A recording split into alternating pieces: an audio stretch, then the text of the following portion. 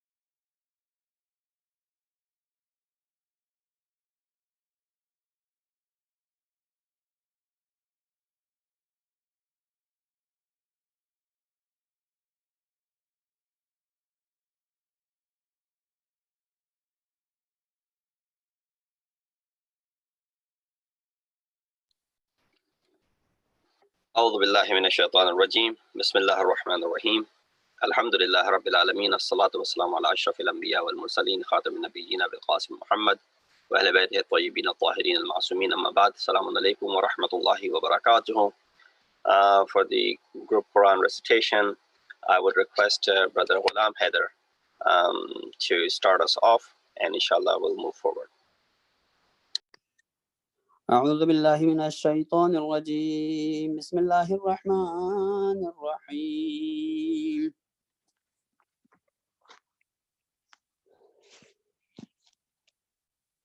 لا يحب الله الجهر بالسوء من القول إلا من ظلم وكان الله سميعا عليما.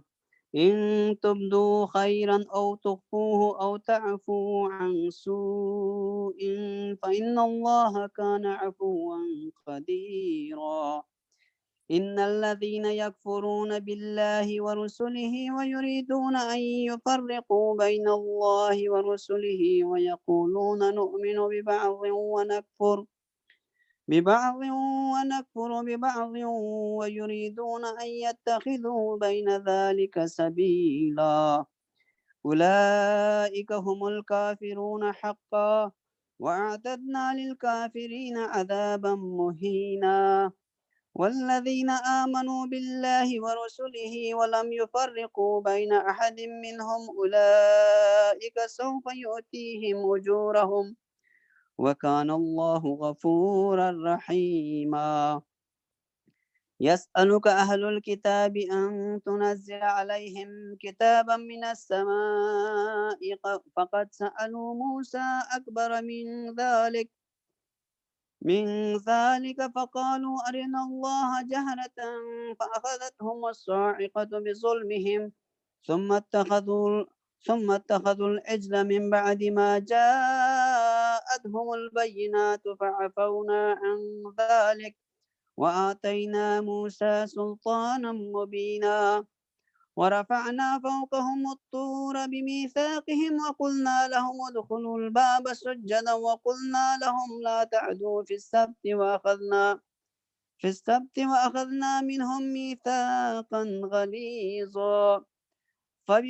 فبما نقضهم ميثاقهم وكفرهم بآيات الله وقتلهم الأنبياء بغير حق وقولهم قلوبنا غلف بل طبع الله عليها بكفرهم فلا يؤمنون إلا قليلا. وبكفرهم وقولهم على مريم بهتانا عظيما وقولهم إنا قتلنا المسيح عيسى ابن مريم رسول الله وما قتلوه وما صلبوه ولكن شبه لهم وإن الذين اختلفوا فيه لفي شك منه ما لهم به من علم إلا اتباع الظن وما قتلوه يقينا بل رفعه الله إليه وكان الله عزيزا حكيما. وإن من أهل الكتاب إلا ليؤمنن به قبل موته ويوم القيامة يكون عليهم شهيدا. فبظلم من الذين هادوا حرمنا عليهم طيبات أحلت لهم وبصدهم عن سبيل الله كثيرا وأخذهم الربا وقد نهوا عنه وأكلهم أموال الناس بالباطل وأعتدنا للكافرين منهم عذابا أليما. لكن الراسخون في العلم منهم والمؤمنون يؤمنون بما أنزل إليك وما أنزل من قبلك والمقيمين الصلاة والمؤتون الزكاة والمؤمنون بالله واليوم الآخر أولئك سنؤتيهم أجرا عظيما. إنا أوحينا إليك كما أوحينا إلى نوح والنبيين من بعده وأوحينا إلى إبراهيم وإسماعيل وإسحاق ويعقوب والأسباط وعيسى وأيوب ويونس وهارون وسليمان وآتينا داود زبورا. ورسلا قد قصصناهم عليك من قبل رسلا لم نقصصهم عليك وكلم الله موسى تكليما. رسلا مبشرين ومنذرين لئلا يكون للناس على الله حجة بعد الرسل وكان الله عزيزا حكيما. لكن الله يشهد بما أنزل إليك أنزله بعلمه والملائكة يشهدون وكفى بالله شهيدا. إن الذين كفروا وصدوا عن سبيل الله قد ضلوا ضلالا بعيدا.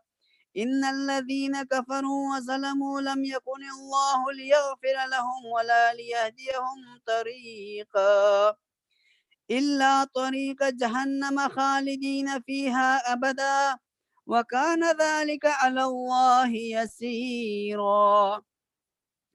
يا أيها الناس قد جاءكم الرسول بالحق من ربكم فآمنوا خيرا لكم وإن تكفروا فإن لله ما في السماوات والأرض وكان الله عليما حكيما. يا أهل الكتاب لا تغلوا في دينكم ولا تقولوا على الله إلا الحق إنما المسيح عيسى ابن مريم رسول الله وكلمته ألقاها إلى مريم وروح منه فآمنوا بالله ورسله ولا تقولوا ثلاثة انتهوا خيرا لكم إنما الله إله واحد سبحانه أن يكون له ولد له ما في السماوات وما في الأرض وكفى بالله وكيلا. سانتم صراحة. ما شاء الله ما شاء الله. Thank you very much. Now I'll ask Rayan to start us off. أعوذ بالله من الشيطان الرجيم. بسم الله الرحمن الرحيم. لن يستنكف المسيح أن يكون عبدا لله ولا الملائكة المقربون ومن يستنكف عن عبادته ويستكبر فسيحشرهم إليه جميعا. فأما الذين آمنوا وعملوا الصالحات فيوفيهم أجورهم ويزيدهم من فضله وأما الذين استنكفوا واستكبروا فيعذبهم عذابا عليما ولا يجدون لهم من دون الله وليا ولا نصيرا. يا أيها الناس قد جاءكم برهان من ربكم وأنزلنا إليكم نورا مبينا. فأما الذين آمنوا بالله واعتصموا به فسيدخلهم في رحمة منه وفضل ويهديهم إليه صراطا مستقيما. يستفتونك قل الله يفتيكم في الكلالة إن امرؤ حلك ليس له ولد وله أخت فلها نصف ما ترك وهو يرثها إن لم يكن لها ولد فإن كانت اثنتين فلهما الثلثان مما ترك وإن كانوا إخوة رجالا ونساء فللذكر مثل حظ الأنثيين يبين الله لكم أن تضلوا والله بكل شيء عليم. بسم الله الرحمن الرحيم. يا أيها الذين آمنوا أوفوا بالعقود أحلت لكم بهيمة الأنعام إلا ما يتلى عليكم غير محل الصيد وأنتم حرم إن الله يحكم ما يريد. يا أيها الذين آمنوا لا تحلوا شعائر الله ولا الشهر الحرام ولا الهدي ولا آمين البيت الحرام يبتغون فضلا من ربهم ورضوانا وإذا حللتم فاصطادوا ولا يجرمنكم شنآن قوم أن صدوكم عن المسجد الحرام أن تعتدوا وتعاونوا على البر والتقوى ولا تعاونوا على الإثم والعدوان واتقوا الله إن الله شديد العقاب. حرمت عليكم الميتة والدم ولحم الخنزير وما أحل لغير الله به والمنخنقة والموقوذة والمتردية والنطيحة وما أكل السبع إلا ما ذكيتم وما ذبح على النصب وأن تستقسموا بالأزلام ذلكم فسق اليوم يئس الذين كفروا من دينكم فلا تخشوهم واخشون اليوم أكملت لكم دينكم وأتممت عليكم نعمتي ورضيت لكم الإسلام دينا فمن اضطر في مخمصة غير متجانف لإثم فإن الله غفور رحيم يسألونك ماذا أحل لهم قل أحل لكم الطيبات وما علمتم من الجوارح مكلبين تعلمونهن مما علمكم الله فكلوا مما أمسكن عليكم واذكروا اسم الله عليه واتقوا الله إن الله سريع الحساب اليوم أحل لكم الطيبات وطعام الذين أوتوا الكتاب حل لكم وطعامكم حل لهم والمحصنات من المؤمنات والمحصنات من الذين أوتوا الكتاب من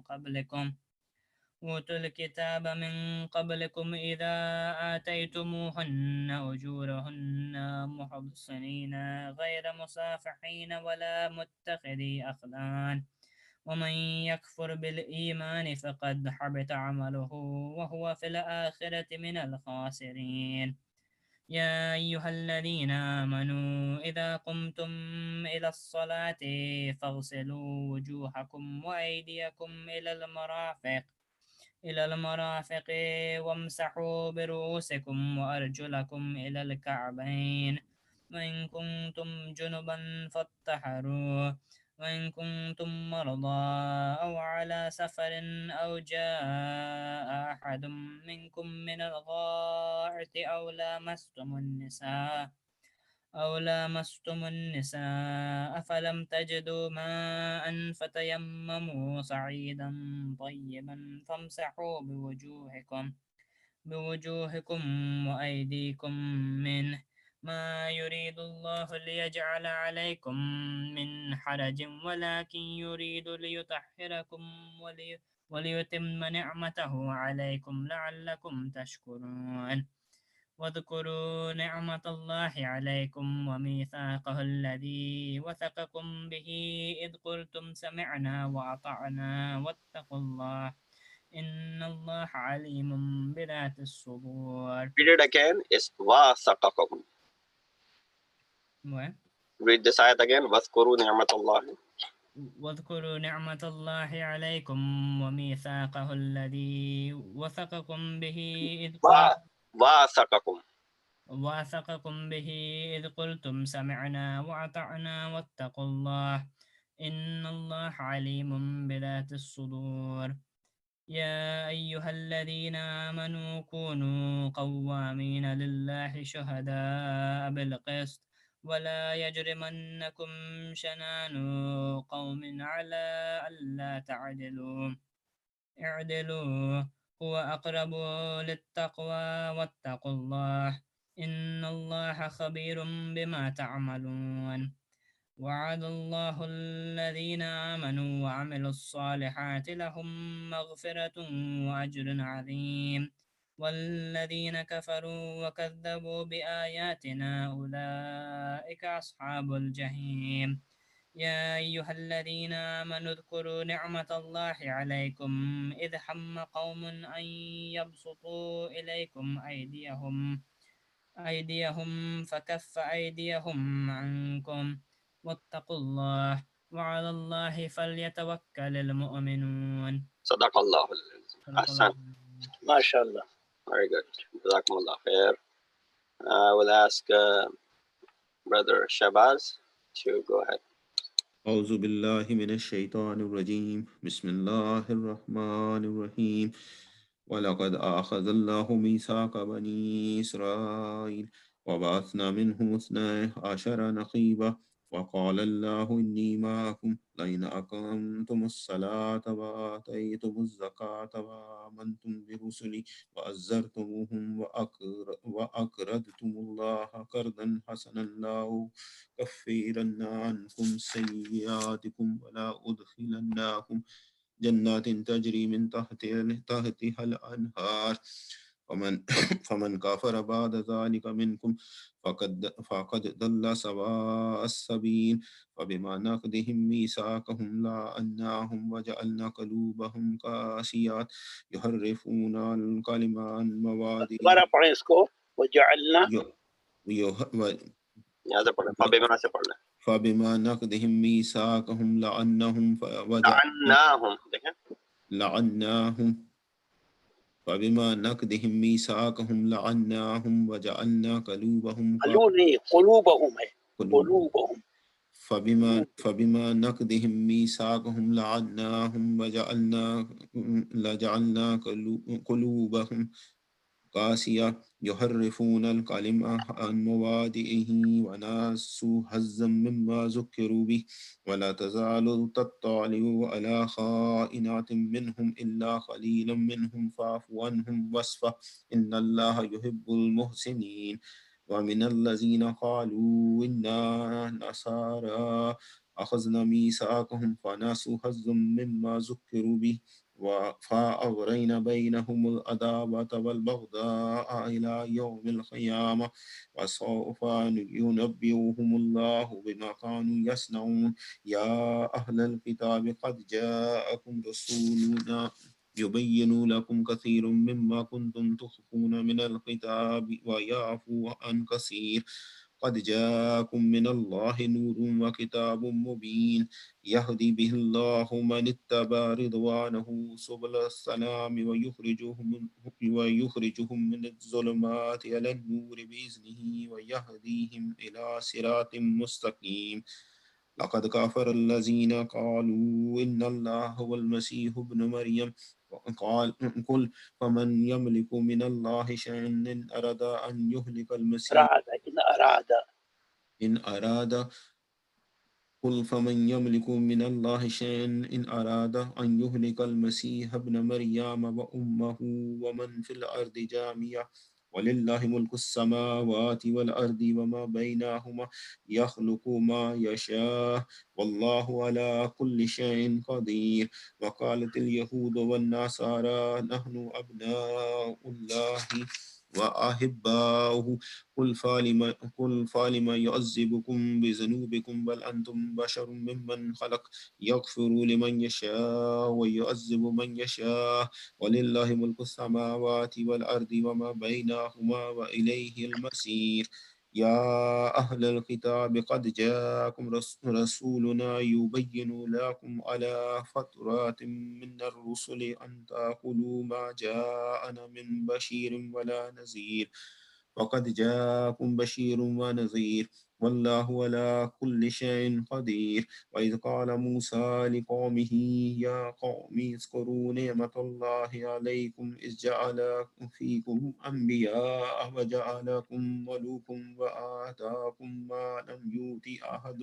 من العالمين يا قوم ادخلوا الأرض المقدسة التي كتب الله لكم ولا ترتدوا على أدباركم فتنقلبوا خاسرين قالوا يا موسى إن فيها قوما جبارين وإن لن ندخلها حتى يخرجوا منها وإن يخرجوا منها فإنا داخلون قال رجلان من الذين يخافون أنعم الله عليهم ادخلوا عليهم الباب فإذا دخلتموه فإنكم غالبون وعلى الله فتوكلوا إن كنتم مؤمنين قالوا يا موسى إن لن ندخلها أبدا ما داموا فيها فاذهب أنت وربك فقاتلا إنها هنا قاعدون قال ربي إني لا أملك إلا نفسي وأخي فافرق بيننا وبين القوم الفاسقين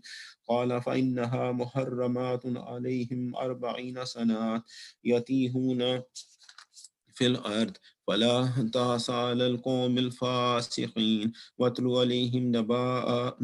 عليهم نبأ ابناء آدم بالحق إذ قرب قربانا فتقبل من أحدهما ولم يتقبل من الآخر قال لا أقتلنك قال إنما يتقبل الله من المتقين لئن بسطت إلي يداك لتقتلني ما أنا بباسط يدي عليك لأقتلك إني أخاف الله رب العالمين إني يريد أن تبوء بإثمي وإثمك فتكون من أصحاب النار وذلك جزاء الظالمين فطوعت له نفسه قتل أخيه فقتله فأصبح من الخاسرين فبعث الله غرابا يبحث في الأرض ليريه كيف يواري سوءة أخي قال يا ويلتى أعجزت أن أكون مثل هذا الغراب فأواري سوءة أخي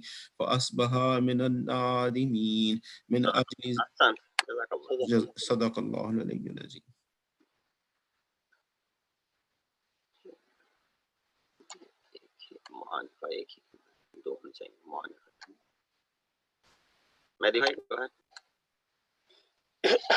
أعوذ بالله من الشيطان الرجيم بسم الله الرحمن الرحيم من أجل ذلك كتبنا على بني إسرائيل أنه من قتل نفسا بغير نفس أو فساد في الأرض فكأنما قتل الناس جميعا ومن أحياها فكأنما أحيا الناس جميعا ولقد جاءتهم رسلنا بالبينات ثم إن كثيرا منهم بعد ذلك في الأرض لمسرفون إنما جزاء الذين يحاربون الله ورسوله ويسعون في الأرض فسادا أن يقتلوا أو يسلبوا أو تقطع أيديهم وأرجلهم من خلاف أو ينفوا من الأرض ذلك لهم خزي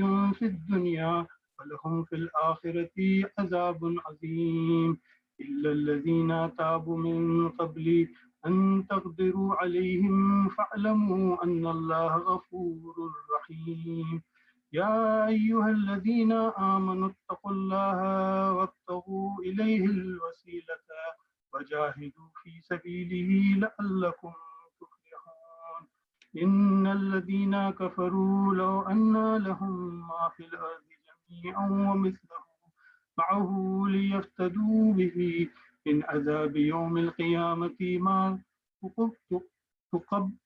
تقبل منهم ولهم عذاب أليم يريدون أن يخرجوا من النار وما هم بخارجين منها ولهم عذاب مقيم والسارق والسارقة فاقطعوا أيديهما جزاء بما كسبا نكالا من الله والله عزيز حكيم ومن تاب من بعد ظلمه وأصلح فإن الله يتوب عليه إن الله غفور رحيم ألم يعلم أن الله له ملك السماوات والأرض يعذب من يشاء ويغفر لمن يشاء والله على كل شيء قدير يا أيها الرسول لا يحزنك الذين يسارعون في الكفر من الذين قالوا آمنا بأفواههم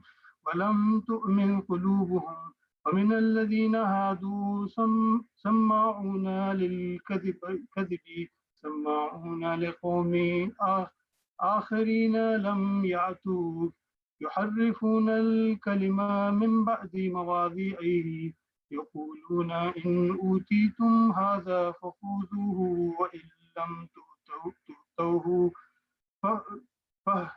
فاحذروا ومن يريد الله فتنته فلن تملك له من الله شيئا أولئك الذين لم يريد الله أن يطهر قلوبهم لهم في الدنيا خزي ولهم في الآخرة عذاب عظيم سماعون للكذب أكالون للسحت فإن جاءوك فاحكم بينهم أو أعرض عنهم فإن تعرض عنهم فلن يضروك شيئا وإن حكمت فاحكم بينهم بالقسط إن الله يحب المقسطين فكيف يحكمونك وعندهم التوراة فيها حكم الله ثم يتولون من بعد ذلك وما أولئك بالمؤمنين إنا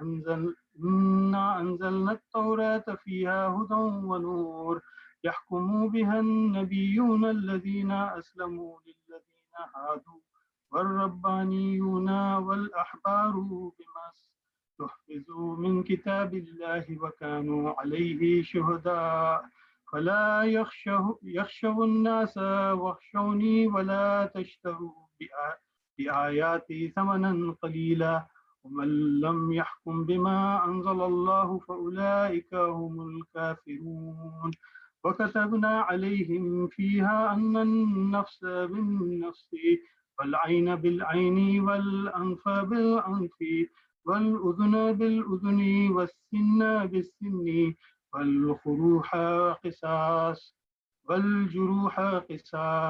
فمن تصدق به فهو كفارة له ومن لم يحكم بما أنزل الله فأولئك هم الظالمون وقفينا على آثارهم بعيسى ابن مريم مصدقا لما بين يديه من التوراة وآتيناه الإنجيل فيها هدى ونور ومصدقا لما بين يديه فيه هدى ونور ومصدقا لما بين يديه من التوراة وهدى وموعظة للمتقين وليحكم أهل الإنجيل بما أنزل الله فيه ومن لم يحكم بما أنزل الله فأولئك هم الفاسقون وأنزلنا إليك الكتاب بالحق مصدقا لما بين يديه من الكتاب ومهيمنا عليه فاحكم بينهم بما أنزل الله ولا تتبع أهواءهم عما جاءك من الحق لكل جعلنا منكم شرعة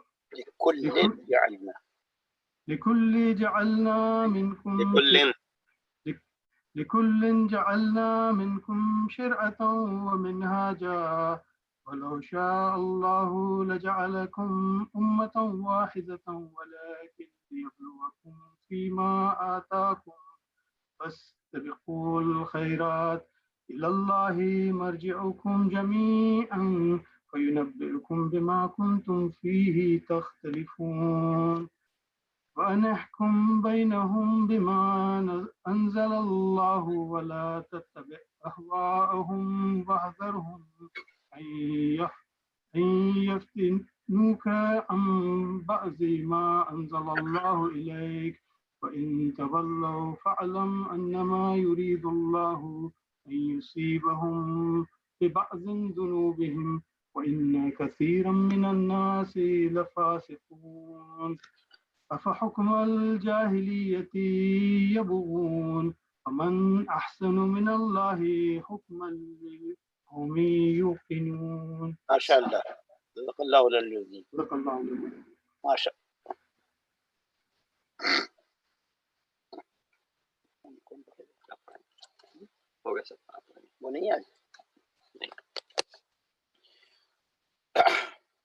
أعوذ بالله من الشيطان الرجيم. بسم الله الرحمن الرحيم. يا أيها الذين آمنوا لا تتخذوا اليهود والنصارى أولياء بعضهم أولياء بعض ومن يتولهم منكم فإنه منهم إن الله لا يهدي القوم الظالمين. فترى الذين في قلوبهم مرض يسارعون فيهم يقولون نخشى أن تصيبنا دائرة فعسى الله أن يأتي بالفتح أو أمر من عنده يصبحوا على ما أسروا في أنفسهم نادمين. ويقول الذين آمنوا أهؤلاء الذين أقسموا بالله جهد أيمانهم إنهم لمعكم حبطت أعمالهم فأصبحوا خاسرين. يا أيها الذين آمنوا من يرتد منكم عن دينه فسوف يأتي الله بقوم يحبهم ويحبونه أذلة على المؤمنين عزة على الكافرين يجاهدون في سبيل الله ولا يخافون لومة لائم ذلك فضل الله يؤتيه من يشاء والله واسع عليم. إنما وليكم الله ورسوله والذين آمنوا الذين يقيمون الصلاة ويؤتون الزكاة وهم راكعون ومن يتولى الله ورسوله والذين آمنوا فإن حزب الله هم الغالبون. يا أيها الذين آمنوا لا تتخذوا الذين اتخذوا دينكم هزوا ولعبا من الذين أوتوا الكتاب من قبلكم والكفار أولياء واتقوا الله إن كنتم مؤمنين. فإذا ناديتم إلى الصلاة اتخذوها هزوا ولعبا ذلك بأنهم قوم لا يعقلون. قل يا أهل الكتاب هل تنقمون منا إلا أن آمنا بالله وما أنزل إلينا وما أنزل من قبل وأن أكثركم فاسقون. قل هل أنبئكم بشر من ذلك مثوبة عند الله من لعنه الله وغضب عليه وجعل منهم القردة والخنازير وعبد الطاغوت أولئك شر مكانا وضل عن سواء السبيل. وإذا جاءوكم قالوا آمنا وقد دخلوا بالكفر وهم قد خرجوا به والله عالم بما كانوا يكتمون. وترى كثيرا منهم يصارعون في الإثم والعدوان وأكلهم السحت لبئس ما كانوا يعملون. لولا ينهاهم الربانيون والأحبار عن قولهم الإثم وأكلهم السحت لبئس ما كانوا يصنعون. وقالت اليهود يد الله مغلولة غلت أيديهم ولعنوا بما قالوا بل يداه مبسوطتان ينفق كيف يشاء وليزيدن كثيرا منهم ما أنزل إليك من ربك طغيانا وكفرا وألقينا بينهم العداوة والبغضاء إلى يوم القيامة كلما أوقدوا نارا للحرب أطفأ الله ويسعون في الأرض فسادا والله لا يحب المفسدين. ولو أن أهل الكتاب آمنوا واتقوا لكفرنا عنهم سيئاتهم ولأدخلناهم جنات النعيم ولو أنهم أقاموا التوراة والإنجيل وما أنزل إليهم من ربهم لأكلوا من فوقهم ومن تحت أرجلهم منهم أمة مقتصدة كثير منهم ساء ما يعملون. صدق الله العلي العظيم. أعوذ بالله من الشيطان الرجيم بسم الله الرحمن الرحيم. يا أيها الرسول بلغ ما أنزل إليك من ربك وإن لم تفعل فما بلغت رسالته والله يعصمك من الناس إن الله لا يهدي القوم الكافرين.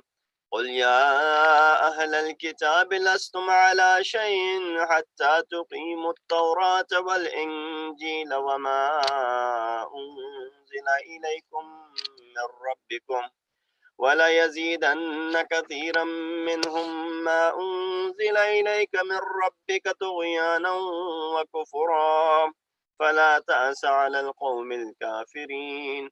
إن الذين آمنوا والذين هادوا والصابعون والنصارى من آمن بالله واليوم الآخر وعمل صالحا فلا خوف عليهم ولا هم يحزنون. لقد أخذنا ميثاق بني إسرائيل وأرسلنا إليهم رسلا كلما جاءهم رسول بما لا تهوى أنفسهم فريقا كذبوا وفريقا يقتلون وحسبوا ألا تكون فتنة فعموا وصموا ثم تاب الله عليهم ثم عموا وصموا كثير منهم والله بصير بما يعملون لقد كفر الذين قالوا إن الله هو المسيح ابن مريم وقال المسيح يا بني إسرائيل اعبدوا الله ربي وربكم إنه من يشرك بالله فقد حرم الله عليه الجنة ومأواه النار وما للظالمين من أنصار لقد كفر الذين قالوا إن الله ثالث ثلاثا وما من إله إلا إله واحد وإن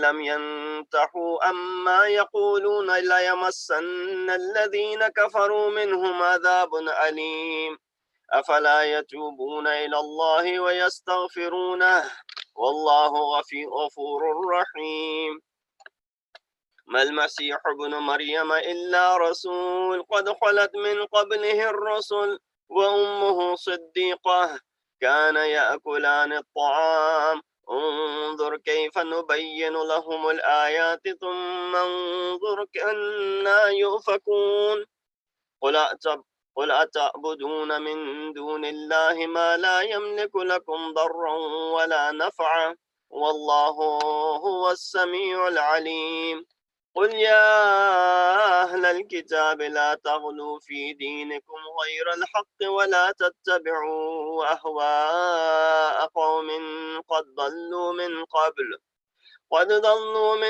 قبل وأضلوا كثيرا وضلوا عن سواء السبيل وضلوا عن سواء السبيل لعن الذين كفروا من بني إسرائيل على لسان داود وعيسى ابن مريم ذلك بما عصوا وكانوا يعتدون كانوا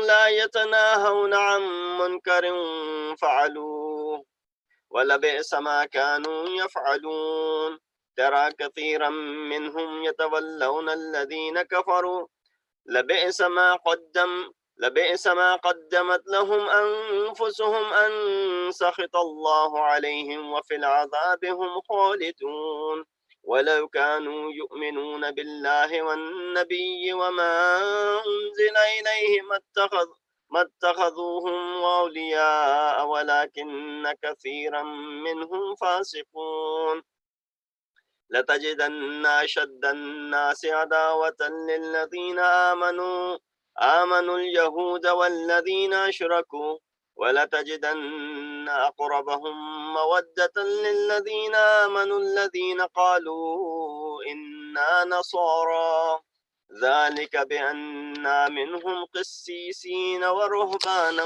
وأنهم لا يستكبرون صدق الله العلي العظيم.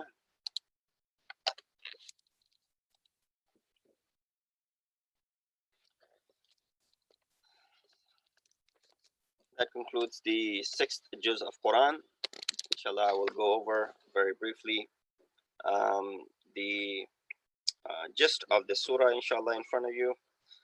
We will go over because we have a lot of time, about 10 minutes in my possession, so inshallah I'll try and be as detailed as possible within this 10 minutes of recapping the two surahs that are recited in this juz. So this 6th part of Quran, 6th juz of Quran, consists of 2 sections. First section is the remainder of Surah Nisa, and the later section is the start of Surah Maidah, chapter number 4 and chapter number 5. In Surah Nisa, there are 4 main discussions that are taking place. First is the exception to the forbiddance of backbiting. So there are some instances where ghibat is allowed, backbiting is permissible, raising your voices for the oppressed, that is. Number 2, admonishing the Jews. Third discussion is admonishing the Christians. And fourth discussion is inheritance, which is then further explained. As you heard last time, there was a lot of clause and explanation regarding inheritance. This is further explanation of that inheritance issue. So raising your voices for the oppressed and exposing the oppression of oppressors, this has been explained by scholars to be an exception to the forbiddance of backbiting a person. So in this scenario, where you will be testifying to give,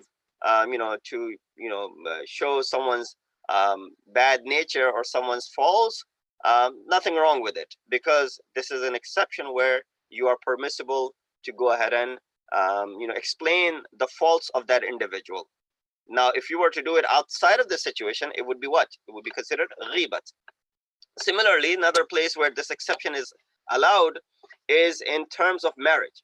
So when a person comes to you asking about a person, for the proposal that they have received and possibility of marrying their, for example, their daughter or their son to that individual, that person. Now, in this area, if someone asks you, Maulana, what do you think? Or someone asks you, what do you think about that boy who lives in, whatever, or that girl? Here, if you were to go ahead and explain and talk about their character a little bit, it will not be considered as a ghibat. You are permissible to do so. But outside of these scenarios, if you were to speak about someone like that, it will be considered a ghibat, because they will not approve of you speaking that way about them. The second discussion is admonishing the Jews. They attempted to kill Hazrat Isa alayhi salam. However, Allah protected his prophet from their attacks. The whole concept of وَمَا صَلَبُوهُ وَمَا قَتَلُوهُ وَلَكِنْ شُبِّهَ لَهُمْ. He was not hung, he was not put on the salib, he was not put on the cross, he was not killed. Rather, we replaced him with someone who resembled him, and he was raised by Allah subhanahu wa ta'ala, and he will return one day. Admonishing the Christians that these people became exaggerators about the status of Hazrat Isa alayhi salam, and made up the Trinity in their faith, causing polytheism in their divine religion. Number 4, the issues of inheritance, which is then further explained. The inheritance of full sisters and sisters through relationships have been explained in these ayat. So if there's one sister, she inherits half. If there are 2 or more sisters, then all inherit the 2/3.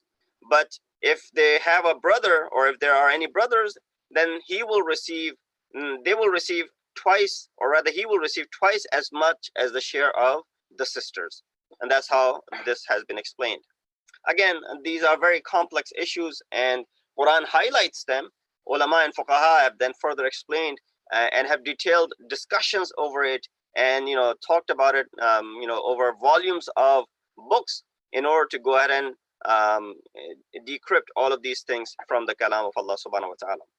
Second is the start of Surah Maidah, and there are 8 or 9 things that are mentioned here. Inshallah, I'll go through it. Number 1 is honoring your contracts. The very beginning of the ayat is talking about awfu bil uqud, right? That make sure that when you make contracts, you go ahead and honor these contracts, and you do not leave them hanging in the middle.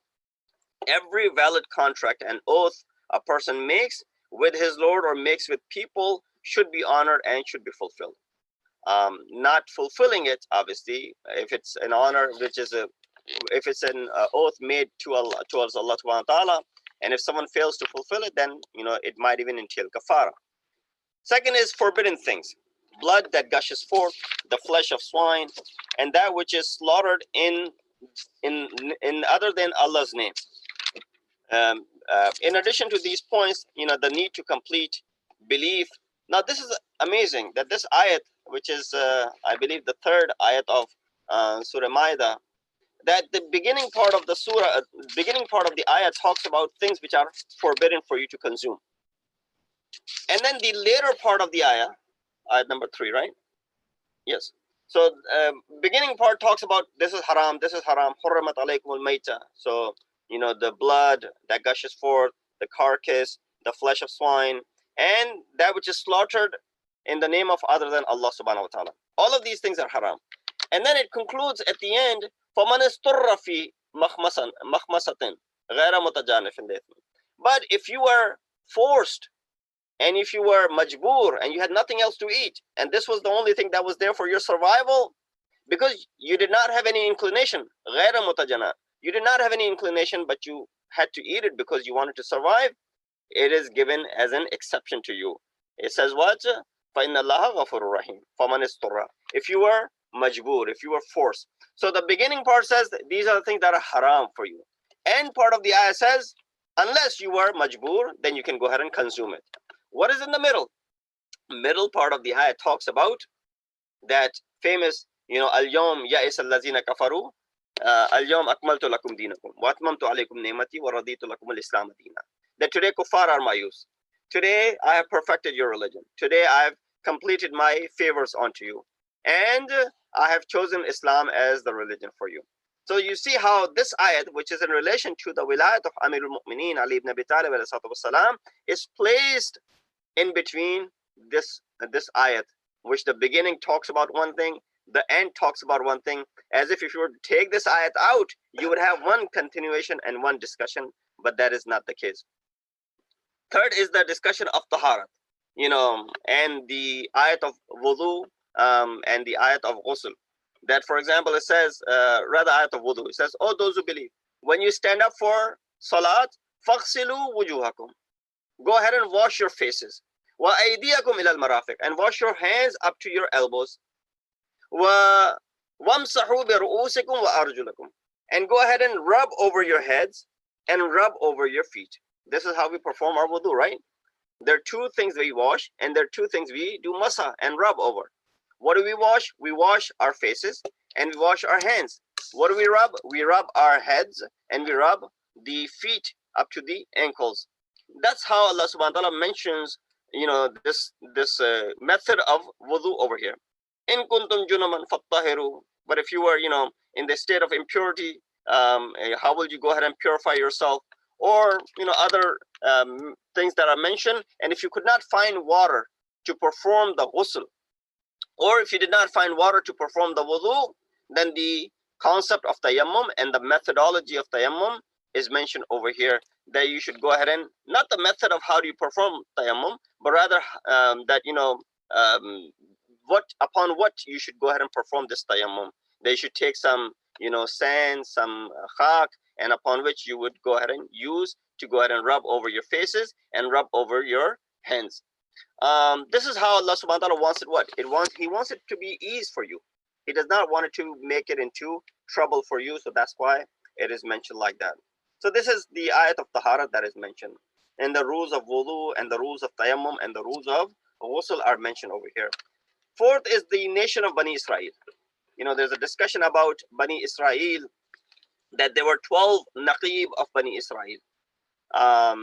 And these 12 naqib of Bani Israel, how Allah subhanahu wa ta'ala had taken the oath and the covenant from them. They have been explained in the book of Imam Ahmad ibn Hanbal in his Musnad, that according to one tradition, a reference of 12 imams from Ahlul Bayt of the Prophet. Although it doesn't prove anything, but if someone wants to use it as that, the 12 naqib of Bani Israel were mentioned, it is resemblance to the 12 imams that are to the Holy Prophet. Then there are certain other discussions, like the story of Habil and Qabil is mentioned. The story of Hazrat Musa alayhi salam is mentioned. The fadilat of Bani Israel is also mentioned over here. That they are considered to be what? They are considered to be,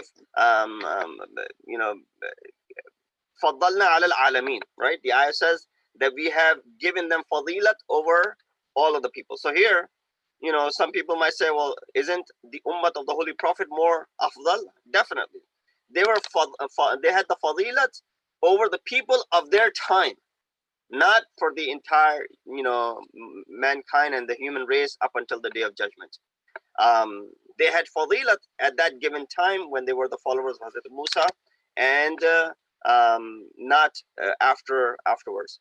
So this is the fadilat that is mentioned to them, that we gave them many anbiya, we gave them, kings, we gave them badshahat, and we gave them everything that, we did not give to anyone in alamin. So ayat number 20 refers towards this, how we gave them man salwa, how we parted, the sea for them, how we did this, how we did that for them. All of these were the favors that Allah subhanahu wa ta'ala bestowed upon Bani Israel. So it shows sort of like a fadila to them.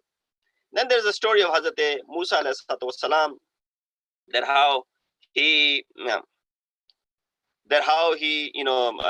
takes his people to this land, which is the present day Palestine. And the story of Hazrat Musa is a little bit lengthy.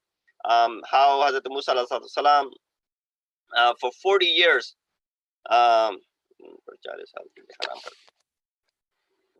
قال فإنها محرمة عليهم 40 سنة يتيهون في الأرض فلا تعس على القوم الفاسقين. अल्लाह ने जो दिया है ये सरजमीन 40 साल तक उनके लिए हराम है, वो ज़मीन में मारे मारे फिरेंगे, इन नाफरमानों पर तरस खाने की कोई ज़रूरत नहीं है।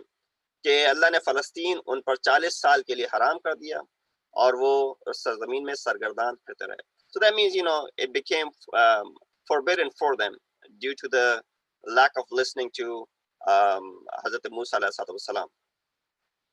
Okay.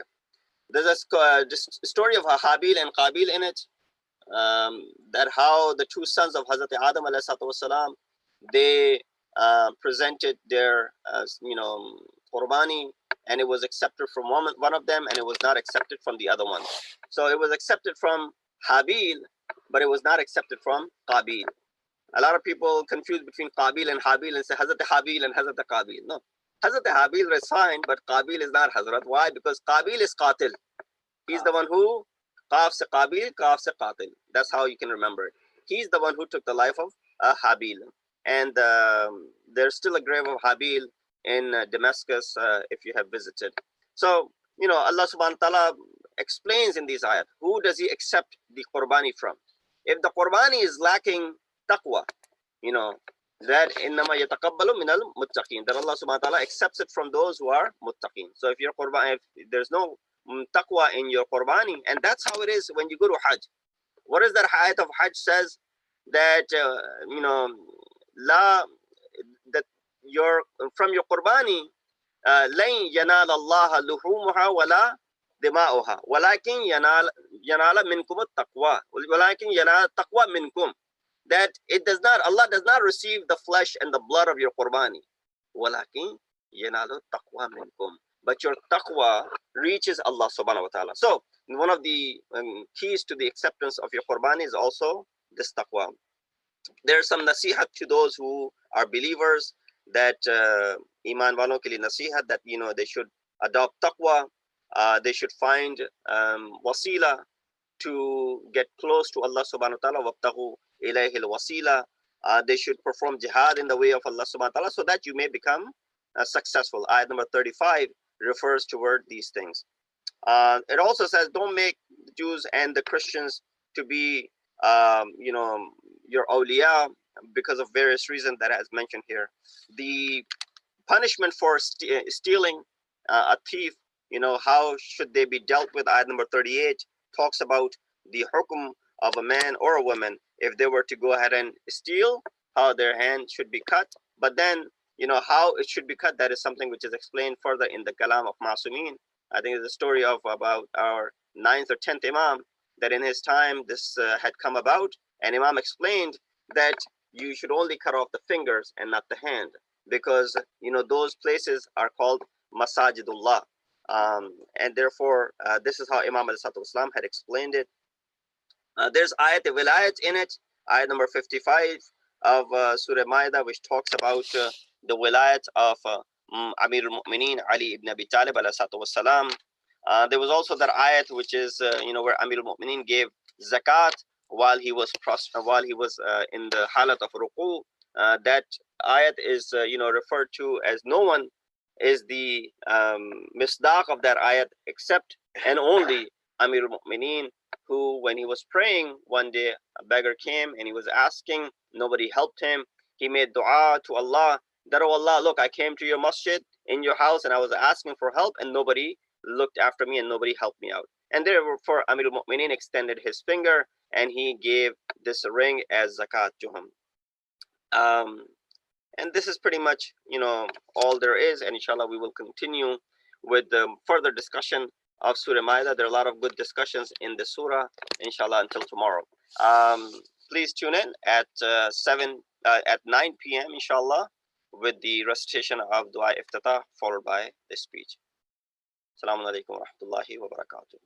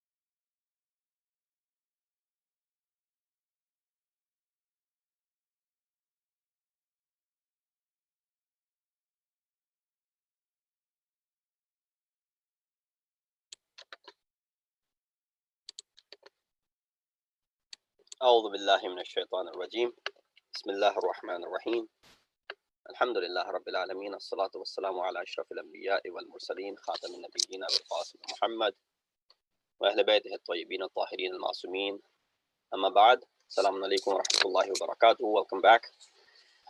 Inshallah, before we start with the recitation of Dua Iftitah, for which I will request Rahil Tani, just a quick announcement here. I want to recognize tonight's sponsors for the tonight's program. Please help me recite Surah Fatiha for the marhumin of Mr. and Mrs. Hussain Ali Merchant, Mr. and Mrs.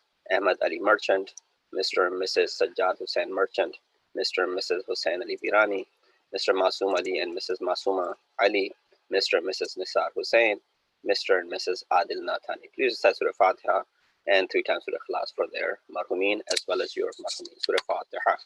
Bismillah ar-Rahman ar-Rahim. Alhamdulillah Rabbil Alameen ar-Rahman ar-Rahim. Maliki yawmiddin. Iyyaka na'budu wa iyyaka nasta'in. صراط الذين أنعمت عليهم غير المغضوب عليهم ولا الضالين. بسم الله الرحمن الرحيم. قل هو الله أحد الله الصمد لم يلد ولم يولد ولم يكن له كفوا أحد. بسم الله الرحمن الرحيم. قل هو الله أحد الله الصمد لم يلد ولم يولد ولم يكن له كفوا أحد. بسم الله الرحمن الرحيم. قل هو الله أحد الله الصمد لم يلد ولم يولد ولم يكن له كفوا أحد.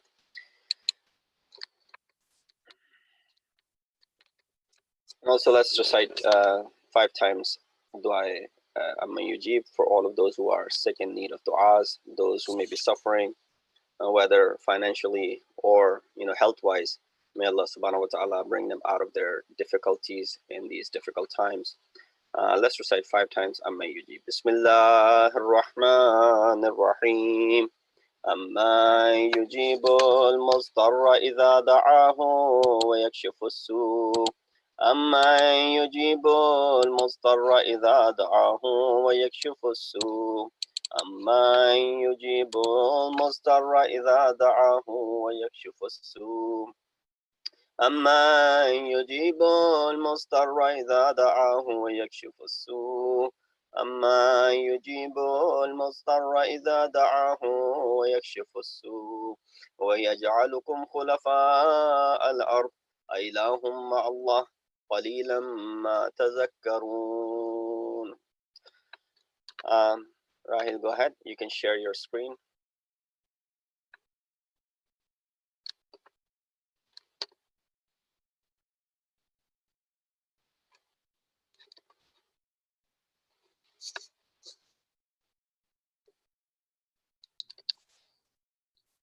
اللهم صل على محمد وآل محمد. اللهم صل على محمد وآل محمد. بسم الله الرحمن الرحيم. اللهم إني أفتتح الثناء بحمدك وأنت مسدد للصواب بمنك وأيقنت أنك أنت أرحم الراحمين في موضع العفو والرحمة وأشد المعاقبين في موضع النقال والنقمة وأعظم المتجبرين في موضع الكبرياء والعظمة. اللهم أذنت لي في دعائك ومسألتك فاسمع يا سميع مدحتي واجب يا رحيم دعوتي واقل يا غفور وثرتي. فكم يا إلهي من قربة قد فرجتها وهموم قد كشفتها وأثرة قد أقلتها ورحمة قد نشرتها وحلقة بلاء قد فككتها. الحمد لله الذي لم يتخذ صاحبة ولا ولدا ولم يكن له شريك في الملك ولم يكن له ولي من الذل وكبره تكبيرا. الله أكبر.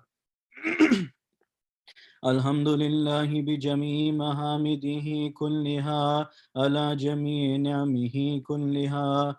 الحمد لله الذي لا مضاد له في ملكه ولا منازع له في أمره. الحمد لله الذي لا شريك له في خلقه ولا شبيه له في عظمته. الحمد لله الفاشي في الخلق أمره وحمده، الظاهر بالكرم مجده، الباسط بالجود يدا، الذي لا تنقص خزائنه ولا تزيده كثرة العطاء إلا جودا وكرما، إنه هو العزيز الوهاب. اللهم إني أسألك قليلا من كثير مع حاجة بي إليه عظيما، وغناك عنه قديم، وهو عندي كثير، وهو عليك سهل يسير.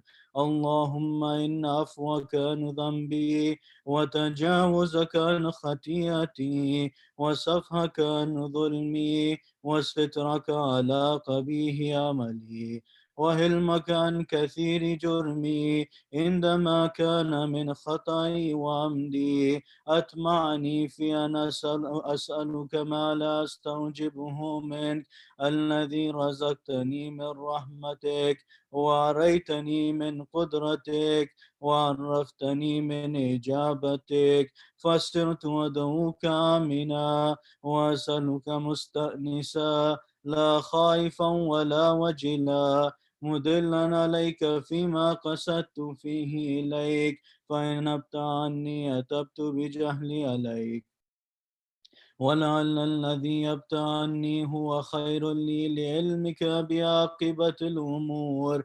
فلم أر مولا كريما أصبر على عبد اللئيم منك عليه.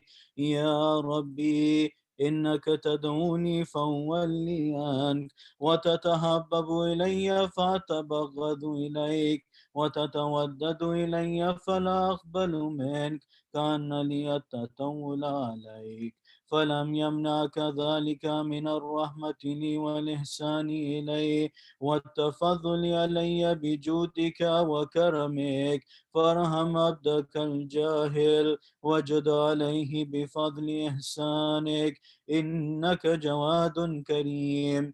الحمد لله مالك الملك، مجري الفلك، مسخر الرياح، فالك الإصباح، ديان الدين رب العالمين. الحمد لله على حلمه بعد علمه، والحمد لله على عفوه بعد قدرته، والحمد لله على طول أناته في غضبه، وهو قادر على ما يريد. الحمد لله خالق الخلق، باسط الرزق، فالق النسبة، ذي الجلال والإكرام والفضل والإنعام، الذي بعد فلا يرى، وقرب فشهد النجوى تبارك وتعالى. الحمد لله الذي ليس له منازع يعادله، ولا شبيه يشاكله، ولا ظهير يعادده. قهر بعزته العزة، وتواضع لعظمته العظمى، فبلغ بقدرته ما يشاء. الحمد لله الذي يجيبني حين أنادي، ويستر علي كل عورة وأنا عاصي، ويعظم النعمة علي فلا أجازي.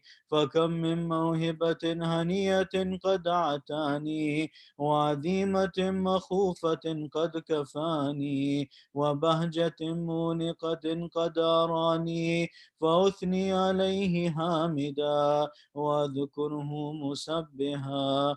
الحمد لله الذي لا يهتك حجابه، ولا يغلق بابه، ولا يرد سائله، ولا يخيب عامله.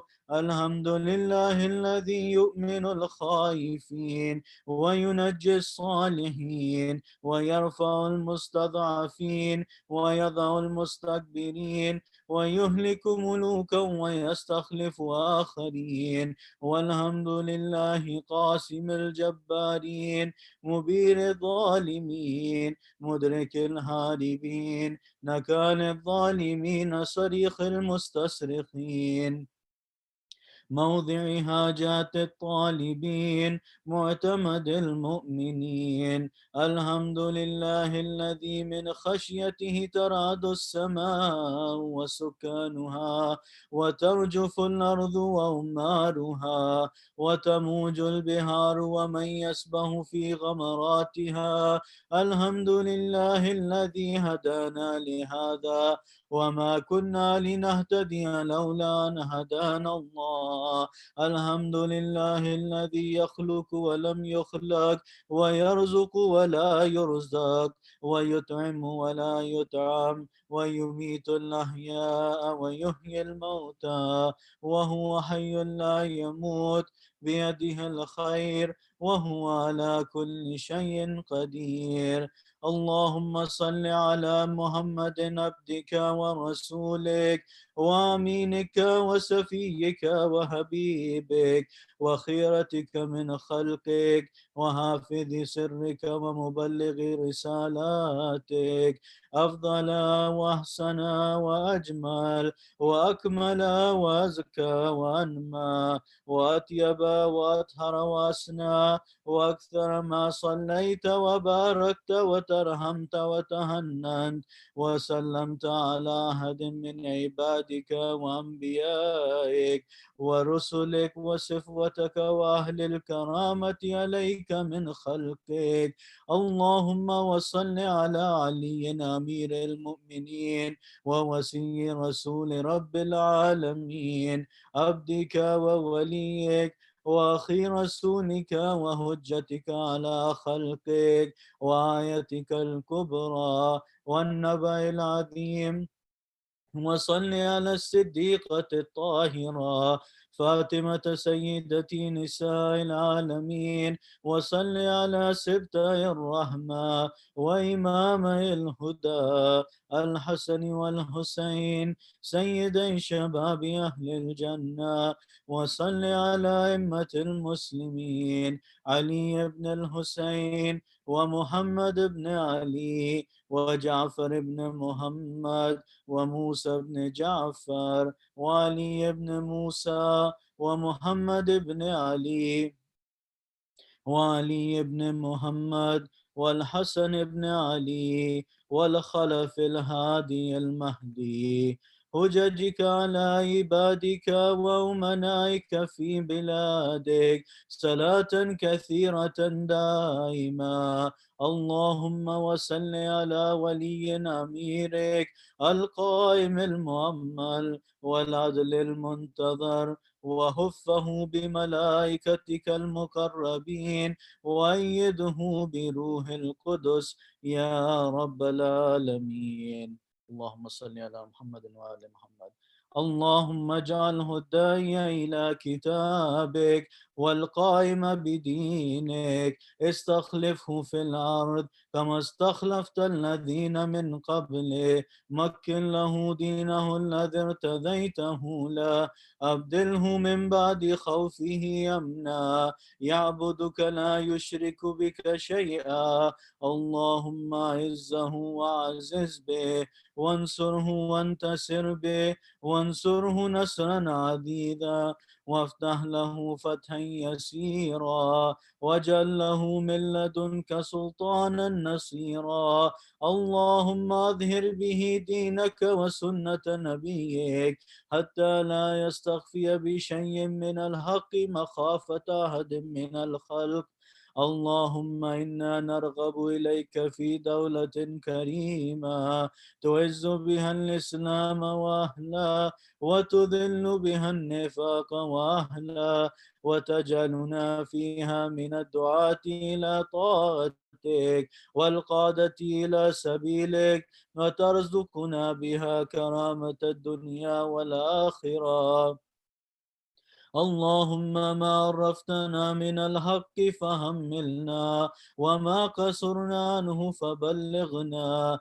اللهم المم به شعثنا وشبه صدعنا وارتق به فتقنا وكثر به قلتنا وعزز به ذلتنا واغن به عيلنا واقض به عن مغرمنا واجبر به فقرنا وسد به خلتنا ويسر به يسرنا وبيض به وجوهنا وفك به يسرنا وانجه به طلبتنا وانجز به مواعيدنا واستجب به دعوتنا واتنا به سؤلنا وبلغنا به من الدنيا والآخرة آمالنا وآتنا به فوق رغبتنا يا خير المسؤولين وأوسع المعتين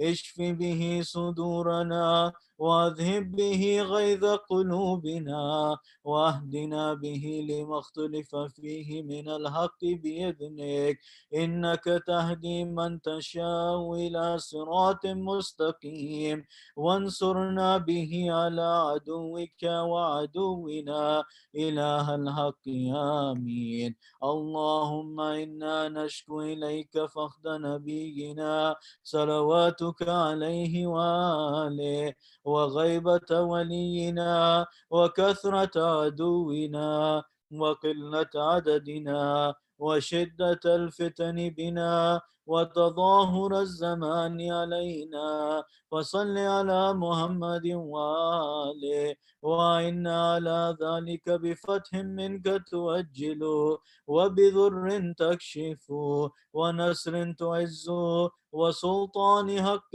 تظهر ورحمة منك تجللناها وعافية منك تلبسناها برحمتك يا أرحم الراحمين اللهم صل على محمد وآل محمد.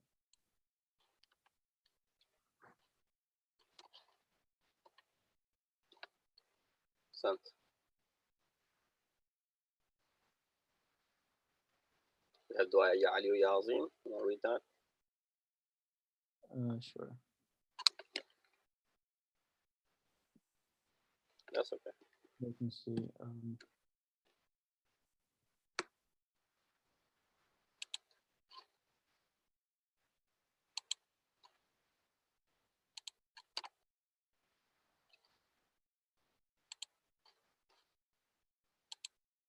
You can stop the share. Yeah, I can go. I can read the Yazid. Yeah, just really just stop. Okay. اللهم صل على محمد وآل محمد بسم الله الرحمن الرحيم يا علي يا عظيم يا غفور يا رحيم أنت الرب العظيم الذي ليس كمثله شيء وهو السميع البصير وهذا شهر عظمته وكرمته وشرفته وفضلته على الشهور وهو الشهر الذي فرضت صيامه عليه وهو شهر رمضان الذي أنزلت فيه القرآن هدى للناس وبينات من الهدى والفرقان وجعلت فيه ليلة القدر وجعلتها خيرا من 1000 شهر فيا ذا المن ولا يمن عليك من علي بفكاك رقبتي من النار في من تمن علي وادخلني الجنة برحمتك يا أرحم الراحمين اللهم صل على محمد وآل محمد وعجل فرجهم. أحسنتم جزاكم الله طيب أنفاسكم.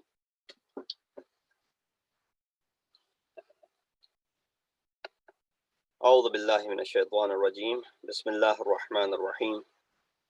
الحمد لله رب العالمين. الصلاة والسلام على أشرف الأنبياء والمرسلين خاتم النبيين أبي القاسم محمد وأهل بيته الطيبين الطاهرين المعصومين الذين أذهب الله عنهم الرجس وطهرهم تطهيرا. أما بعد، فقد قال الله تبارك وتعالى وقوله الحق وهو أصدق القائلين. بسم الله الرحمن الرحيم. ولنجزين الذين صبروا أجرهم بأحسن ما كانوا يعملون. صلوا على محمد وآل محمد. السلام عليكم ورحمة الله وبركاته. The ayat which I recited for tonight's discussion is from chapter known as Surah Nahl, ayat number 96, portion of that ayat.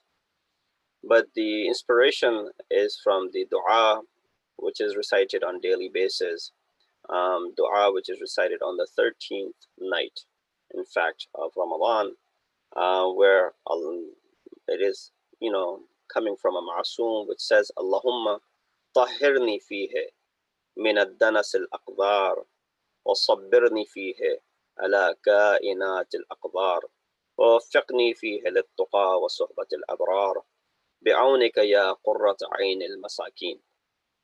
Where we make this dua that, oh Allah, on this day, please purify me against filth and dirt, and grant me on this day steadfastness against vicissitude of time, and lead me on this day to piety and companionship of the upright ones, out of your assistance, O the delight of the poor ones.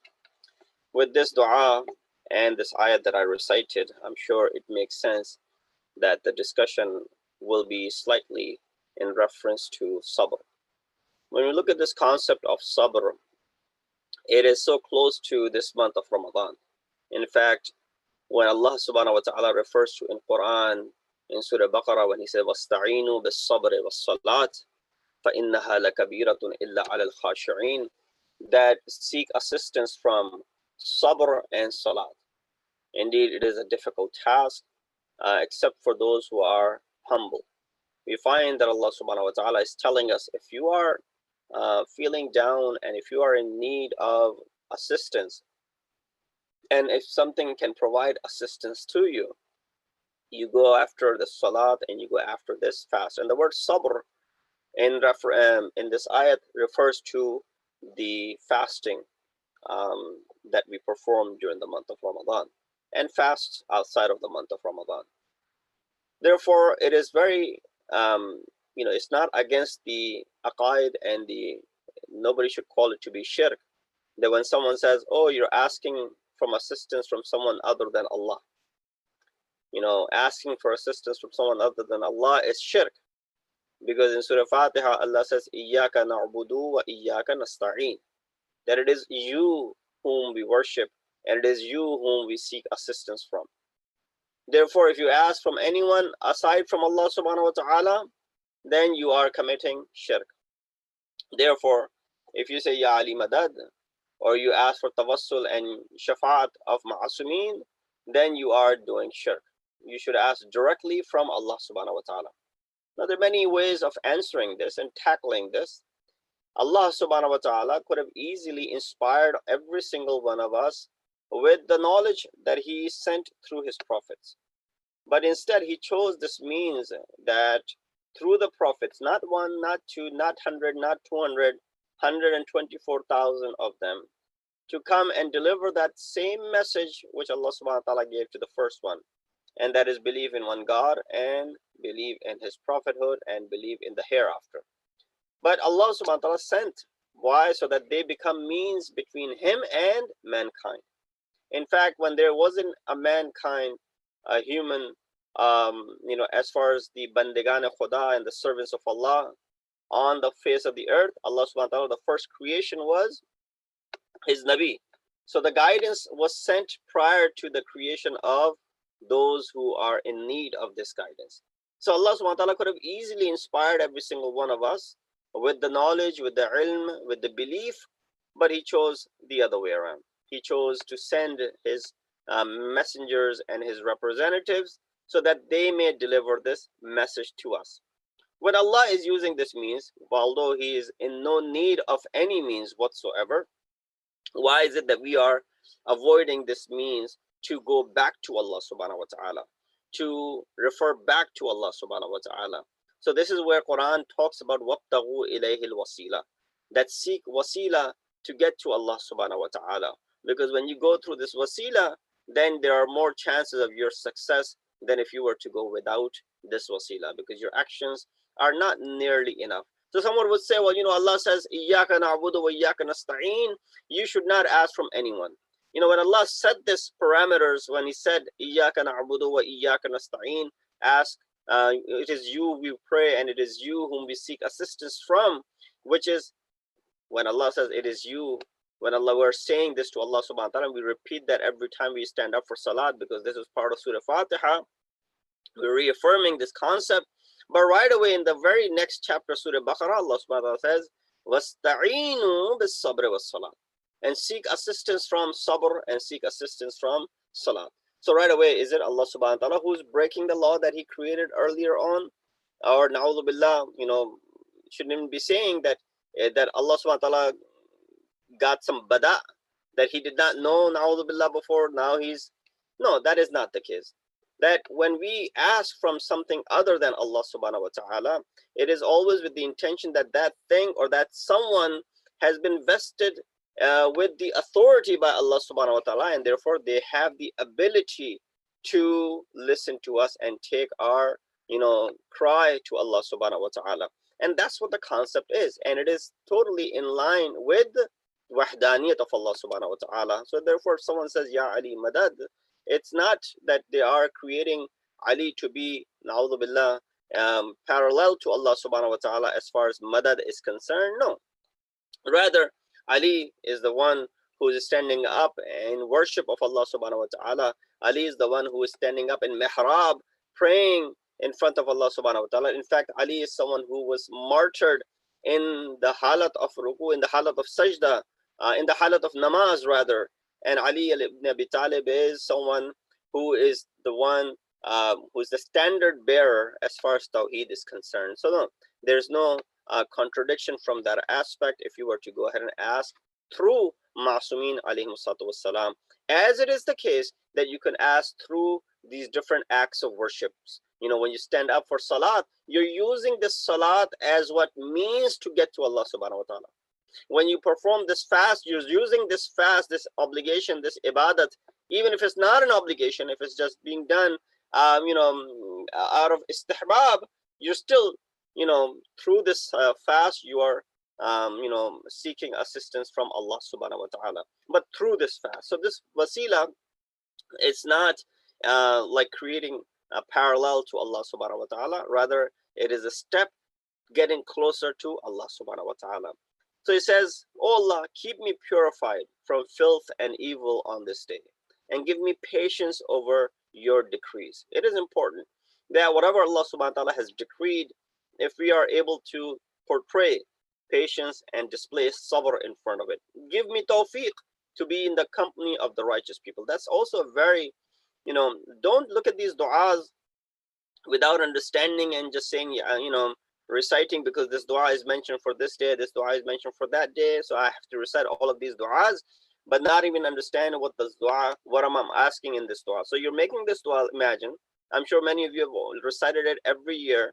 You make this dua and you say, Allahumma waffiqni fihi lit-tuqa wa suhbat al-abrar. Oh Allah, give me tawfiq to be in the company of the righteous and help me become muttaqi. But right after making this dua, we are in the company of those who are not righteous. Right after making this dua, we go out and we show that we are the opposite of what dua we just made. Right after making this dua, we do an action which leads us away from being muttaqi. Right after doing this, we do something which, making this dua, we do something which is opposite to, being patient over the decree of Allah subhanahu wa ta'ala. We start complaining. We start making excuses, we start blaming, and where did the patient go? So you just made this dua that Allah give me patience in front of your decrees, in front of your orders, in front of your commands, and then right after making this dua, I'm challenging the commands of Allah subhanahu wa ta'ala. So therefore this person has failed to understand the kalam of Ma'sum and the words that he or she is uttering in order to make this dua. So what is patience?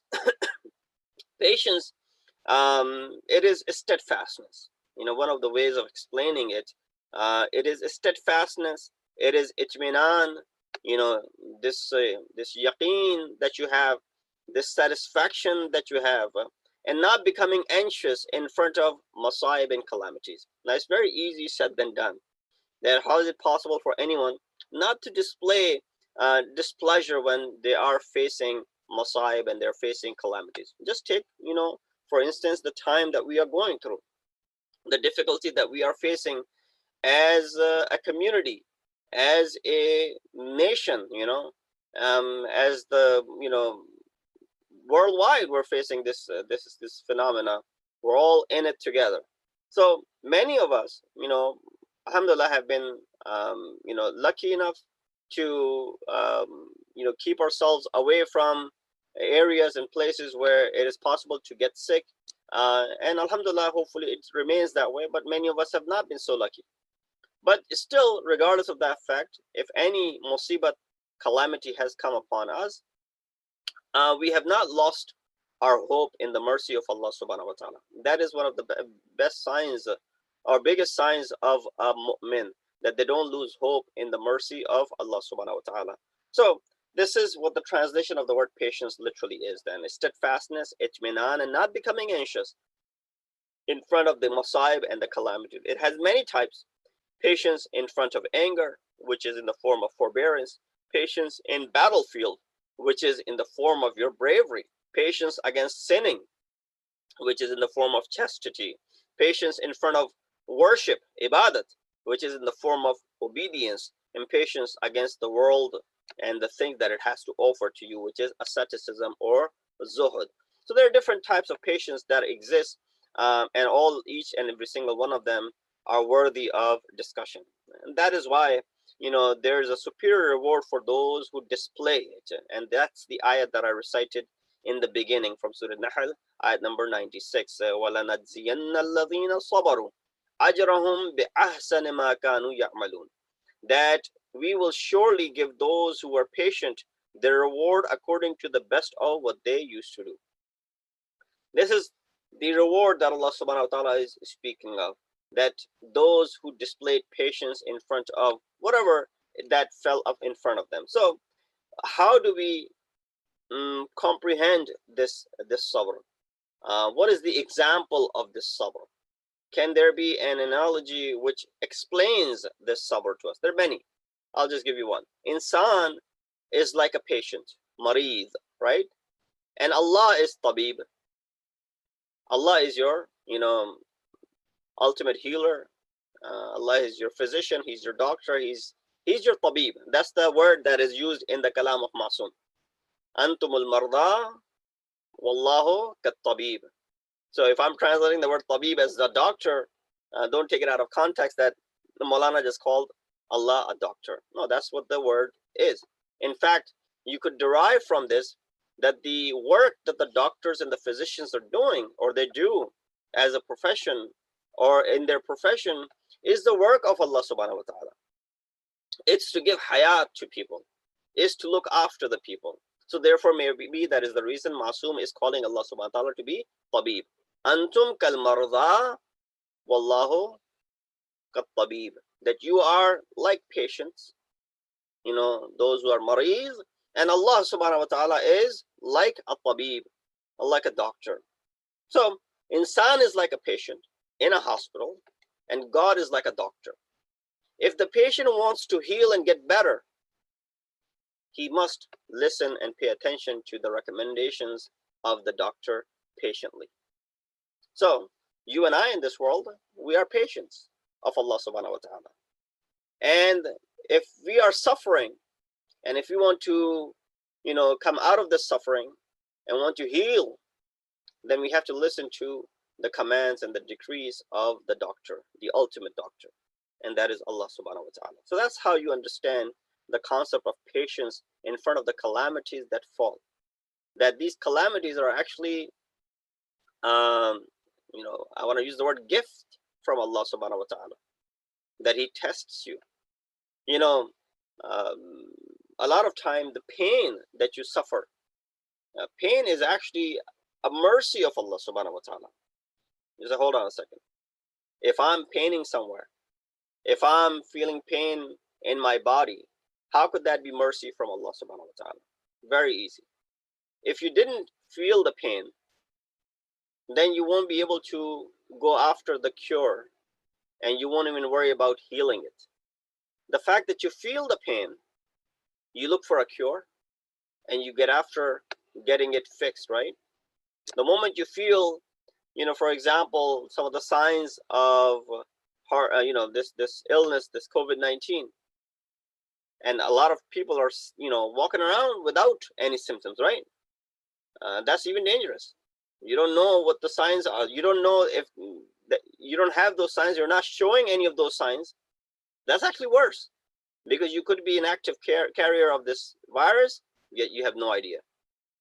But if you are coughing and if you are having trouble breathing and you have fever and you're shivering and again, as I said, trouble breathing, some of the signs that have been mentioned from the very beginning, then these signs are actually going to lead you to go ahead and worry about it and get tested. But if you don't have any of these signs, in that scenario, even the facilities might not even test you, and therefore you can't tell. So this pain is actually what? Mercy of Allah subhanahu wa ta'ala. It brings you out of heedlessness. When you become heedless, it brings you out of it. This pain tells you to go ahead and do something about it. So look at this pain from the aspect of what? From the aspect of being the mercy of Allah subhanahu wa ta'ala. Now go back to that discussion that Allah is your tabib and you are marid. If He is giving you troubles and there's painful things that are coming in front of you, look at those things as what? As mercy from Allah subhanahu wa ta'ala, and don't discard them right away saying that how unlucky I am. So what is the philosophy of this sabr? All the positive things face up to obstacles. You name any positive thing and you will find an obstacle that it is facing. Positive and important things always have some sort of opposition. Freedom, there's an opposition to that. Independence, there's an opposition to that.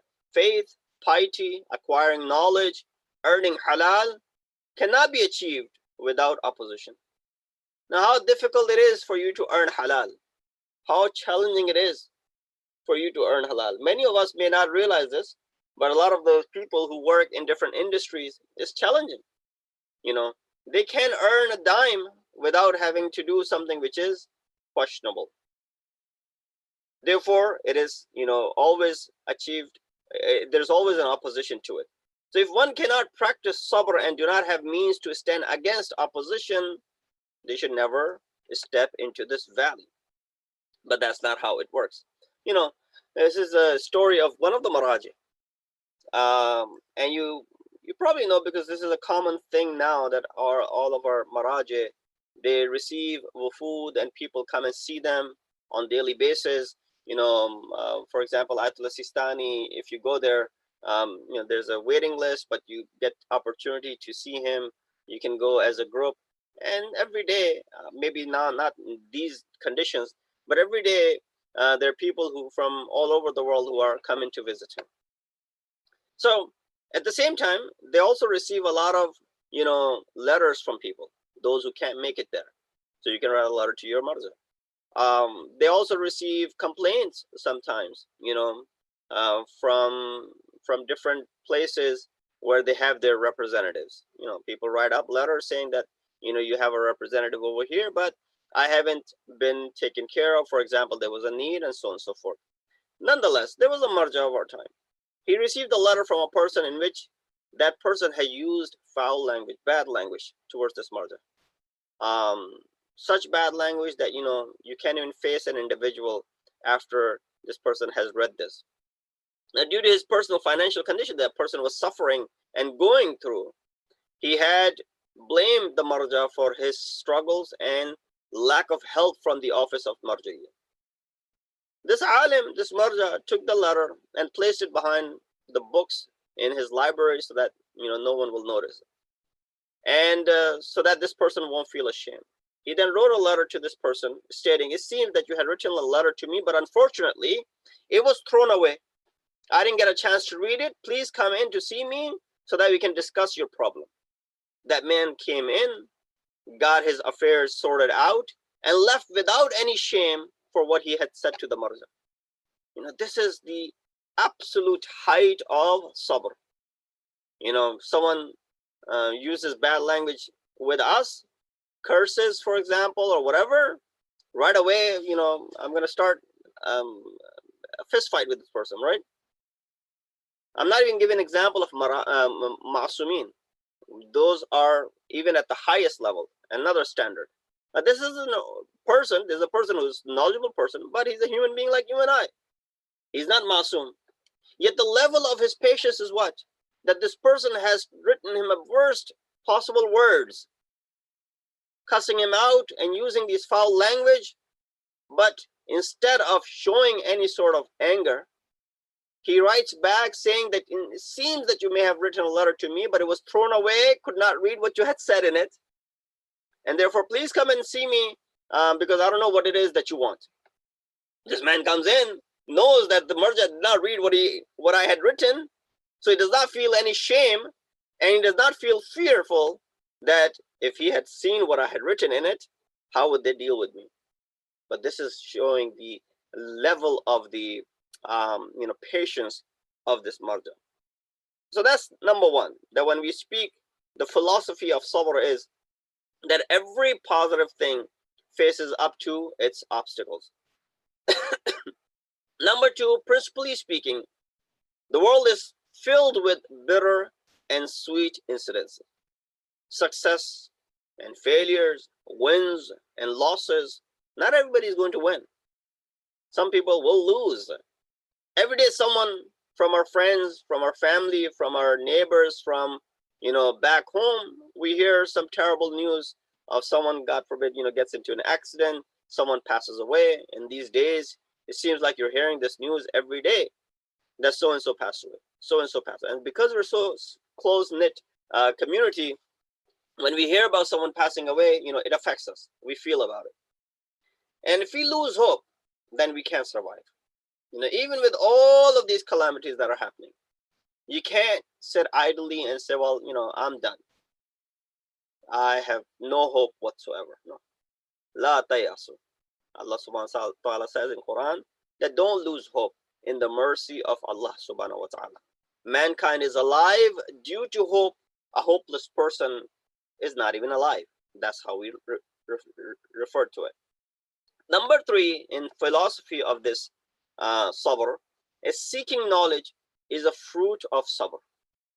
In Surah Shura, verse number 32, after having mentioned the signs or his signs, Allah subhanahu wa ta'ala said, Inna fi dhalika la ayatin likulli sabbarin shakur. Very profound, unusual ayats that he uses two sifat which are of superlative degree, sigha mubalagha. After mentioning all of his signs, he says, Inna fi dhalika. In these signs of ours, there are signs for those who sabbar and shakur. Not just sabir. Sabir is someone who's patient, and shakir is someone who's thankful. No, sabbar and shakur, I'll translate. Secrets of creation are signs of Allah, and knowledge about them requires sabr, that to the highest degree of sabr. That's what Allah subhanahu wa ta'ala sabbar, sigha mubalagha, the one who's excessively patient and the one who's excessively thankful. So in order to learn patience and steadfastness, we must study the lives of Masumin alayhi salatu wassalam. There are so many stories in this reference that we find from Masumin, for example, or second Imam Hassan al-Mushtaba alayhi salatu wassalam. That famous story that Imam was going through a place where he runs into this man from Balad Sham, from Dimashq, from Sham, this man who grew up in the time of Amir Sham, only to learn how to hate Ahlul Bayt. And then this man, while he's seeing Imam alayhi salatu wasalam, he sees Imam and he uses the same bad words to Imam. But how does Imam respond to him? Imam must have had companions. They would have said, Imam, we'll take this man out. He's using bad words against you. That's what the followers do. Instead, Imam stopped. He let him finish. Let this man say whatever he wanted to say. Let him empty out. And then Imam said to him, seems that you are from out of town. It seems that you are a stranger to this town. And as a stranger, you're probably looking for a place to stay. My place is available. As a stranger, you might be in need of food. I can offer you food. And you might be in need of other wasail and other resources because you're a traveler. First of all, how did Imam understand? Because anyone who was local would not be saying these things to Imam, even if they were enemies. Secondly, this man was from outside. Imam knew that, especially from that place where they used to curse. Yes, they used to use sabbu shitam on Masumin and Ahlul Bayt. This man, looking at this character of Imam Hassan al-Mujtaba, it changes his mindset completely. He said, I've been fed something else while you guys are something else. And right away, this was the deep impact that Imam had on this person. Just by displaying sabr, Imam could have easily responded. What would have happened? Imam would have responded, if it was you and I, we would have responded with a bigger insult to that man. And that man would have run away. And we wouldn't have seen him again. But Imam changed that person right away. How? By a few moments of sabr. The man used insult to Imam. Imam remained silent, let him say what he wanted to say, and then responded in a positive way. And when he responded in a positive way, you saw the results and the fruits that it produced. So that's why we see that in order to learn sabr, you can read all the books you want to, you can learn all the philosophies of it you want to. I can say and give you lectures after lectures on sabr. Even if I was to speak 30 nights about sabr, I would still not run out of the amount of ahadith and the traditions we have from Masumin. But the best way is to practically learn something. Knowing something and practicing it just the same way you and I practice the hunger of those who are underprivileged. You and I are practicing it right in this month of Ramadan. At the end of the day, that's when you realize how those people go through it every single day, those who don't have enough food. So we learn it, we're realizing it practically. This is the best way of learning anything. You want to learn a new language? Go live in that place where the people speak that language. You want to learn Arabic? Go live in an Arab country. You want to learn Persian? Go live in a Persian-speaking country. Go live in Iran. You want to learn Urdu? Go live in, where they speak Urdu, Pakistan or India, wherever they may. That would be the best way of learning. Yes, you can attend a college, university, take classes over here. You might learn the grammar, but to be able to speak fluently the way the locals speak, that's different. That could only be done by practice. So coming back to our topic, before I get away too much, in order to learn patience, steadfastness, we must study the lives of Masumin. Masumin are not around us except his Hujjat, Akhir Zaman, Imam Mahdi Ajjalallahu Ta'ala Farajahu Sharif, except him. We have not lived in the time of Masumin, and therefore we're not going to be encountering them. Therefore we can't see. But these books are there to explain the lives of Masumin, as just one incident that I mentioned in front of you from our second Imam. Second, we can also learn a great deal from our scholars. I just mentioned that story of that Marja Taqlid, how he dealt with his ego and did not respond using his ego, instead showed patience, and how he was able to sort out the issues of his follower, and without making them feel bad either. So we can learn from the lives of our scholars as well. Or even not just religious, even secular, for example. Anyone who has reached the heights of knowledge had to go through tremendous patience. That's why we read in the Kalam of Amir al-Mu'mineen Ali ibn Abi Talib alayhi. He said, when he's speaking about the attributes of those who are pious, he said, وَتَجَمُّلًا فِي فَاقَةٍ وَصَبْرًا فِي شِدَّةٍ وَطَلَبًا فِي حَلَالٍ. Endurance in hardship and desire for the lawful. These are some of the attributes of those who are the pious one. Amongst the attributes of the pious is that they're never after acquiring and accumulating too much, whether it's wealth or whether it's hoarding other things, especially when it's from the haram source. Even if they are given something as a gift, they are very careful about its source, lest it is from a haram source. Although if someone gives me from a haram source and I have no idea, then there's nothing upon me. So it's halal for me. But they are very careful because that could also have impact, and that will have impact on you, especially if it was emerging from a haram source. So one aspect that which becomes clear from this sentence is that pious is someone who's not lazy, who's active, who's not just sitting around and waiting for the mercy of Allah and Allah will send his help and I don't have to do anything. No, Allah does not like those who are lazy. In fact, they're highly active in attaining the wealth and the sustenance through halal means. Fundamentally, Allah has only ordained halal sustenance for his servants. Everything is created by him, but we are only supposed to utilize that which is halal.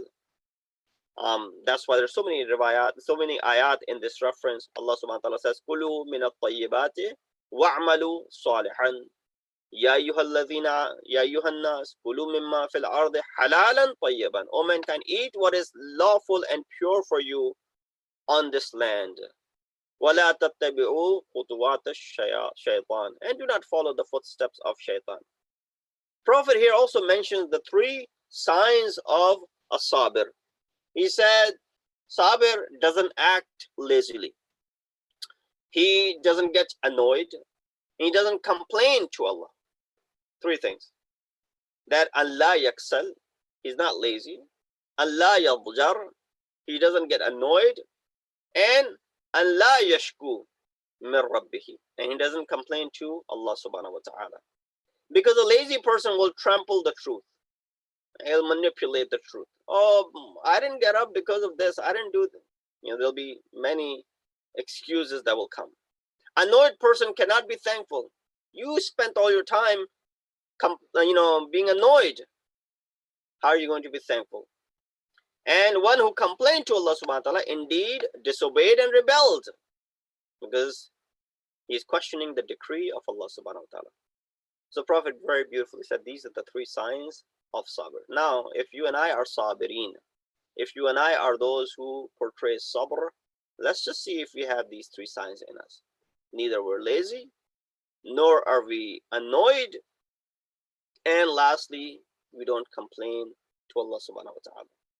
So different verses that point toward this fact. I recited one of them to you, that how Allah is saying to mankind, eat what is halal and pure in the earth, and do not follow shaitan's steps.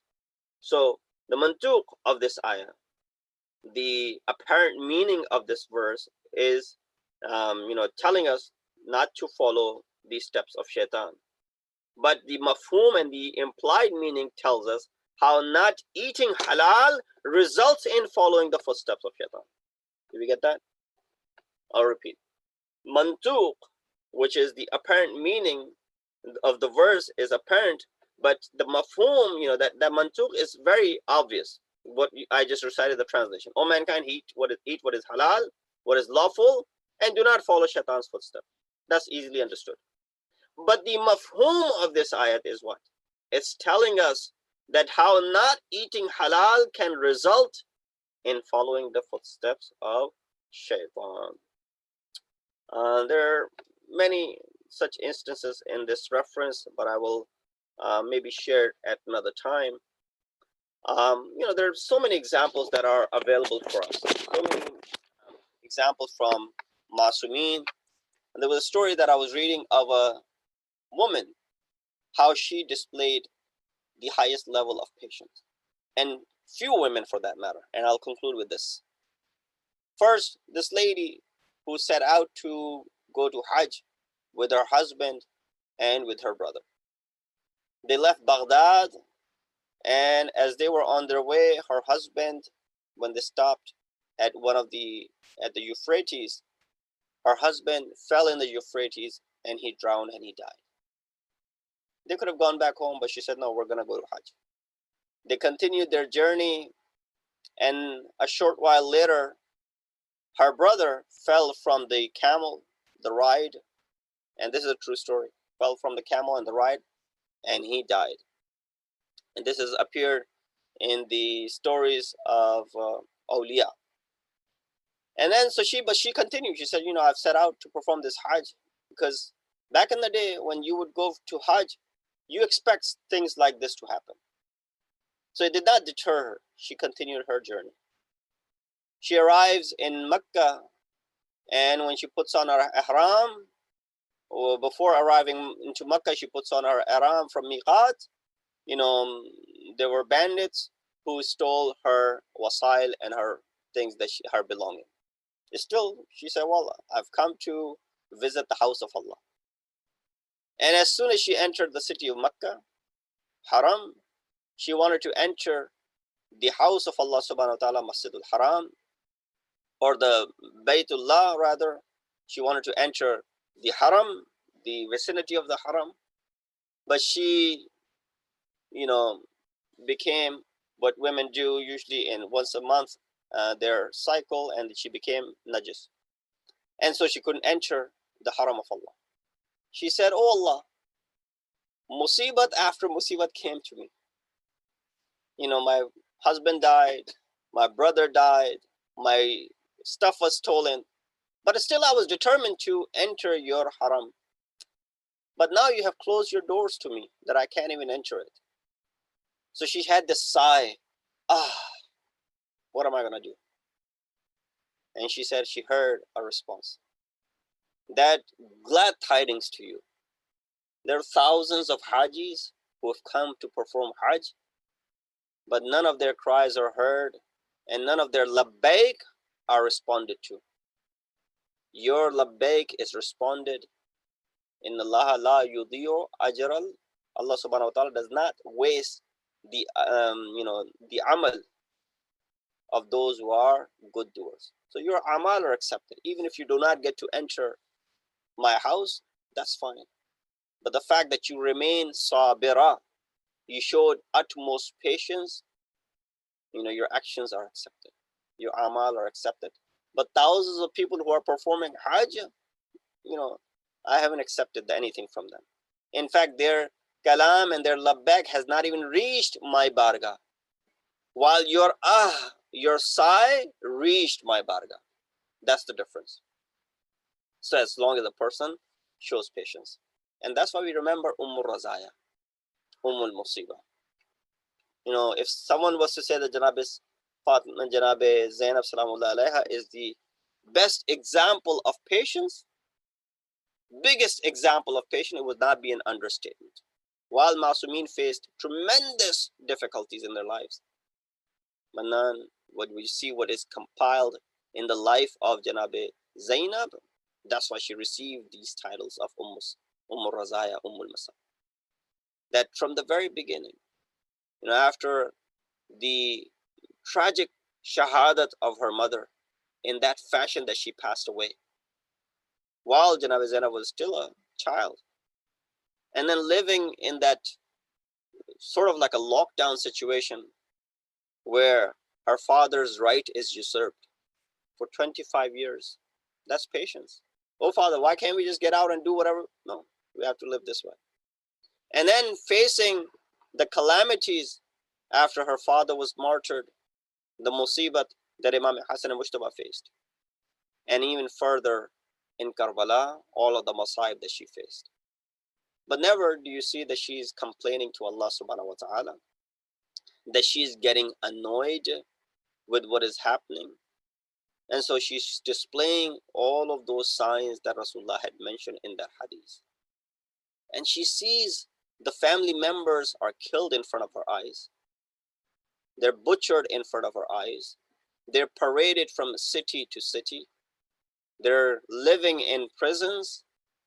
Yet Masaib, Janab Zainab Salamullah Alaiha, does not utter a word of annoyance to Allah subhanahu wa ta'ala. And she was always thankful for Allah subhanahu wa ta'ala for all of the blessings that she had been bestowed with. We ask Allah subhanahu wa ta'ala to give us the tawfiq and ability and the patience to adopt this sabr in our lives. That this month of Ramadan gives us the tawfiq to be able to fully utilize this ability that Allah subhanahu wa ta'ala has given each and every single one of us. We ask Allah subhanahu wa ta'ala to give us the tawfiq to follow the footsteps and the teachings of Masumeen alayhi salatu wassalam. And we ask Allah subhanahu wa ta'ala to hasten the reappearance and the zuhur of our awaited Imam. Wa akhir da'wana anil hamdulillahi rabbil alameen. At the conclusion, I would ask you to please one more time recite Surah Fatiha for the sponsors, Marhumeen, Mr. and Mrs. Hussein Ali Merchant, Mr. and Mrs. Ahmed Ali Merchant, Mr. and Mrs. Sajjad Hussein Merchant, Mr. and Mrs. Hussein Ali Birani, Mr. Masum Ali and Mrs. Masuma Ali, Mr. and Mrs. Nisar Hussein, and Mr. and Mrs. Adil Naftani. Surah Fatiha for all of their marhumeen. Surah Fatiha. Bismillah ar-Rahman ar-Rahim. Alhamdulillah Rabbil Alameen ar-Rahman ar-Rahim. Maliki yawmiddin. Iyyaka na'budu wa iyyaka nasta'in. Ihdina as-sirata al-mustaqim, as-sirata alladhina an'amta alayhim غير المغضوب عليهم ولا الضالين. بسم الله الرحمن الرحيم. قل هو الله أحد الله الصمد لم يلد ولم يولد ولم يكن له كفوا أحد. بسم الله الرحمن الرحيم. قل هو الله أحد الله الصمد لم يلد ولم يولد ولم يكن له كفوا أحد. بسم الله الرحمن الرحيم. قل هو الله أحد الله الصمد لم يلد ولم يولد ولم يكن له كفوا أحد. Also, inshallah, we'll conclude because it is Shab Jummah with the recitation of Ziyarate Warith.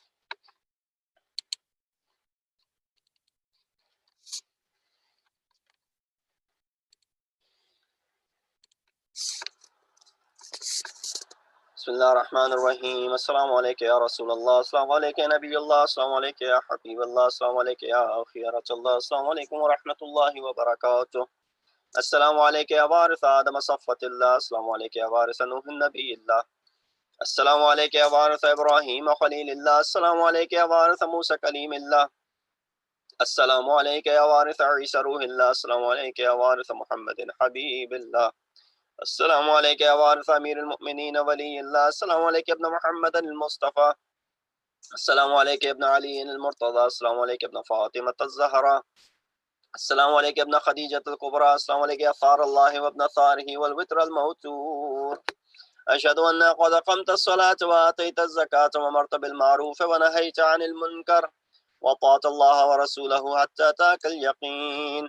فلعن الله أمة قتلتك ولعن الله أمة ظلمتك ولعن الله أمة سمعت بذلك فرضيت به. يا مولاي يا أبا عبد الله أشهد أنك كنت نورا في الأصلاب الشامخة والأرحام المطهرة لم تنجسك الجاهلية بأنجاسها ولم تلبسك من مدلهمات ثيابها. وأشهد أنك من دعائم الدين وأركان المؤمنين. وأشهد أنك الإمام البر التقي الرضي الزكي الهادي المهدي. وأشهد أن الأئمة من ولدك كلمة التقوى وأعلام الهدى والعروة الوثقى والهجة على أهل الدنيا. وأشهد الله وملائكته وأنبياءه ورسله أني بكم مؤمن وبي بكم موقن بشرائع ديني وخواتيم عملي وقلبي لقلبكم سلم وأمري لأمركم متبع. صلوات الله عليكم وعلى أرواحكم وعلى أجسادكم وعلى أجسامكم وعلى شاهدكم وعلى غائبكم وعلى ظاهركم وعلى باطنكم بأبي أنت وأمي يا ابن رسول الله. السلام عليك يا غريب الغرباء. السلام عليك يا معين الضعفاء والفقراء. السلام عليك يا شمس الشموس وعنيس النفوس أيها المدفون بعرض توسل ابن مفرضة ورحمة الله وبركاته. السلام عليك صاحب الأسر والزمان. السلام عليك إمام الإنس والجان. السلام عليك يا شريك القرآن. أجل الله تعالى فرجك وسهل الله مخرجك وظهورك وجعلنا من أعوانك وانصارك ورحمة الله وبركاته. اللهم صل على محمد.